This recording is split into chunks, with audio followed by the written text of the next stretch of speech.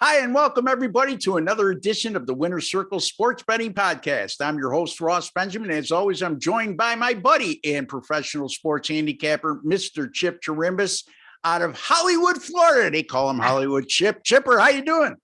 I'm doing just great as long as we got NFL games out there. We've been, I know you're 5-0 in your last five, and I hit my big time game with Denver last week. So game of the year coming up this weekend, and I know you have something special cooked up as well. So tell the people, you brought up some good points to me on why you went with Denver, and you could learn a good lesson from this in the NFL preseason. Okay.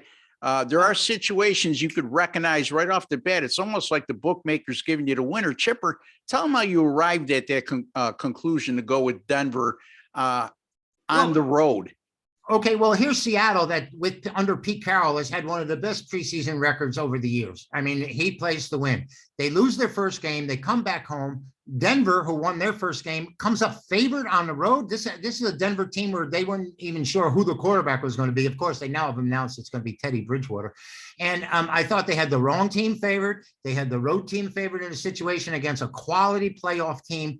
And I thought Denver was the side. I gave it out as my first A play of the year, and they win 30-3. So those type of lines, those anomalies, which you and I noticed, some common players might say, oh, I'm getting a lot of value with Seattle. And I told you the bookmaker is not looking to give you value. And that game right there, right? I mean, you watch Seattle at home +5, +6. You only lost by 27. So, the bookmaker's not your friend. Just remember that. Absolutely not. Before. And you're not smarter than the bookmaker, folks. Yeah, right. So I always say what he's doing. Yeah, I always say, don't fear a bookmaker.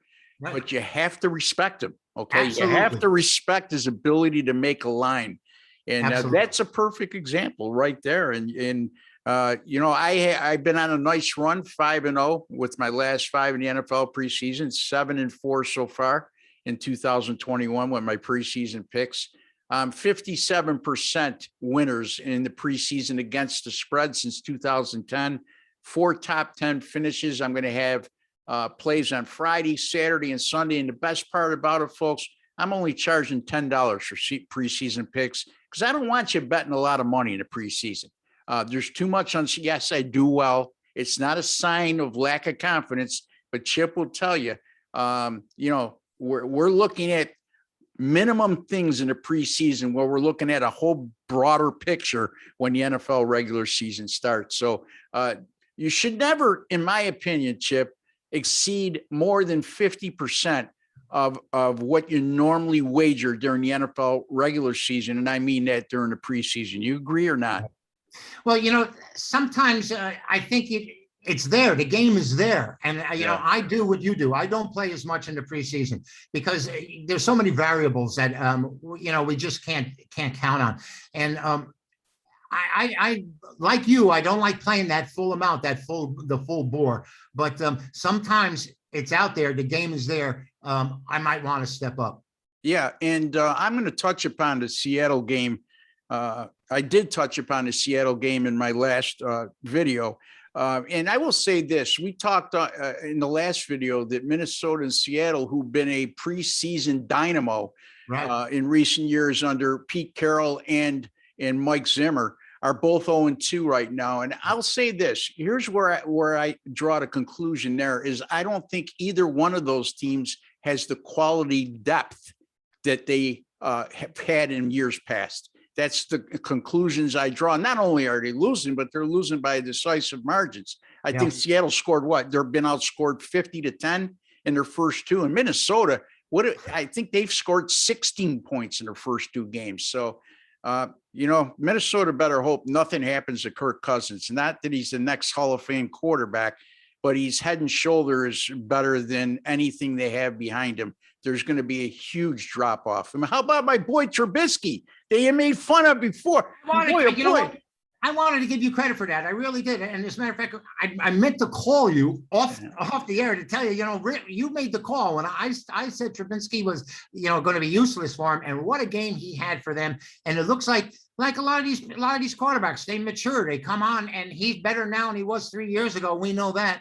And, this is why playing against rookies in their opening season, and particularly in their opening games, is a winner, and Johnny Unitas got cut twice before he ended up being a great NFL quarterback. So some of these guys mature a little bit later, and Trubinsky might be one of them. Maybe the Bears knew something when they saw him in North Carolina a couple of years ago.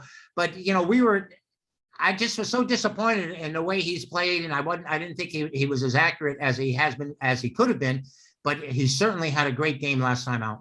Yeah, and his defense, Chip, last year's offensive line from the Bears was atrocious. Yeah, it still is. Yeah, and he's never had a great running game with the Bears. And he doesn't, for right now, if you look at the Bills depth chart as wide receiver, he's never had those kind of receivers. So I'm playing the devil's advocate here. And the bottom line is this: they didn't bring Trubisky to be a starter. They just want to know, we're going to contend for a Super Bowl.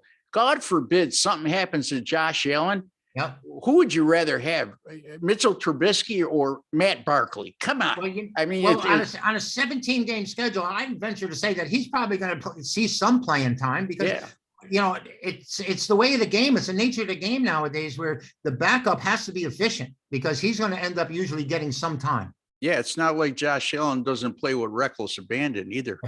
He's a big guy, though. Yeah. All right, let's get to the pick, Chip.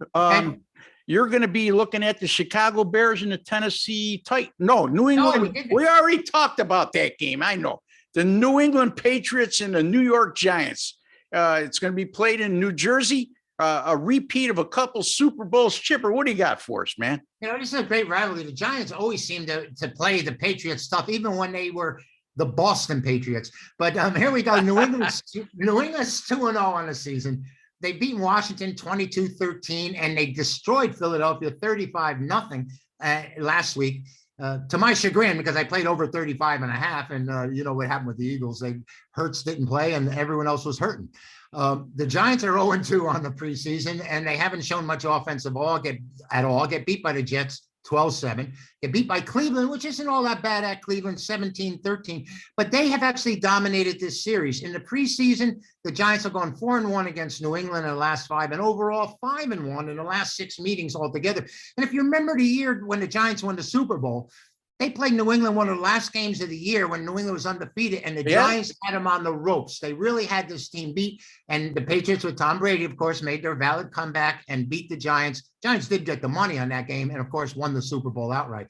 But I think the Giants here are to decide. I think Belichick has already established what he wanted to establish. Cam Newton didn't practice all week. He came back on Thursday, so he will see action against the Giants, but I don't know just how much action he's going to see because I think he's going to be the New England starter. I know Mac Jones has been great, but it is preseason. And when you get into the regular season, things just change a little bit. So I see Cam starting, but I don't see Cam getting all that much playing time on this game against the Giants. And I think the Giants really need to show something positive.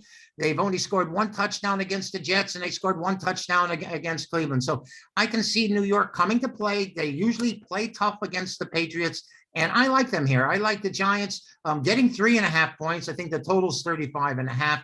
And the Giants need something positive, and Jones hasn't played at all. He may see some action here. That's one thing we have to keep up on Ross, is just like who is getting the playing time here. Yeah. Like you mentioned, the lines can dictate to you exactly what's going on. And when you see something that looks out of whack, it's not an anomaly. It may seem like an anomaly, but the bookmaker knows what he's doing. And we've talked about that before. He does know more than we do. And some of these things are like in poker. It's a tell. When you come up and see Denver 5.5, 6 on the road against the Seattle team, that doesn't make sense. It just not that this line is indicative, is so off, but the Patriots are giving 3.5 to the Giants at home. I think the Giants need a big effort here. So Chip Chirimbus, he likes those New York Football Giants plus 3.5 at home against New England Patriots. Yeah, I agree with you, Chip. If Cam Newton looked shaky this preseason, it's one thing, but he's looked pretty good. Yeah. He looks like a healthy quarterback. He's been sharp. He's been accurate with his throws. And look, if it doesn't pan out with Cam Newton, then you can go to Mac Jones. But again, nothing that Bill Belichick does would shock me. You know what I mean? In other words, if he did start Mac Jones, would you be awfully shocked? You'd be surprised, but not shocked, right? Yeah, well, he got rid of his running back who was Yeah. drafted last year because I had mentioned to you in the preseason, I thought that the Patriots were going to have a much better year than they did last year, and that this running back from Oklahoma, Stevenson, is a big difference. He's live. He's a game breaker type that they haven't had in eons. And Belichick must agree with me because he got rid of Simon and for fifth and sixth round draft choice. I mean, the kid is only in his second year, so he knows that. I think Belichick knows who he wants to go with. Yeah, Sony Michel was the running back out of Right. Georgia. He was picked number 31 overall a couple years back. What I call him, Simon? What I call him, Simon? Yes, that's Sony okay. Michel. That's okay. That's why we're here. We correct each other. I make more faux pas than anybody, believe me. Hey, that's why we don't worry about who's on both sides of the ball. We're out to beat the number, but to We just got to have the right side. That's all. That's it, man. We ain't play-by-play announcers. So anyway, I'm going to take a look at the Las Vegas at San Francisco game, Chip. San Francisco's a 3.5-point favorite here. And the Raiders are a preseason lion with John Gruden. As a matter of fact, in their last 8 preseason games, the Raiders have gone 7-1 straight up in ATS, 2-0 this year. And the San Francisco 49ers are coming off a 15-10 lackluster win at the Rams or Chargers, I think. What Rams? I'm sorry. No, Rams. Chargers. It was the Chargers. They can't play the Rams in the preseason. And, that was a game, if you watched, you probably went to bed quite early because it was that boring. Having said that, I keep it simple during the NFL preseason. I look at head coaches. I look at how head coaches do during the preseason, whether it be good, bad, or indifferent. And I also look at my NFL preseason betting angles because they've been working awful well for me over the last 12 years or so, folks. Since 2010, I've had 4 top 10 finishes in the NFL preseason and 7-4 this year, 5-0 in the last 5. So here's the angle I have on this game. Anytime you have a road underdog like the LA Raiders that are coming off a win, the Raiders are coming off that 17-16 win at the Rams. That's where I got confused. 17-16 win at the Rams.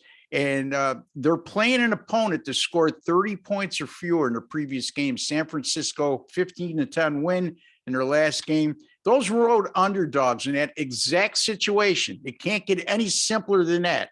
Road dog off a win versus an opponent that scored 30 points or less, 26-4 against the spread since 2018.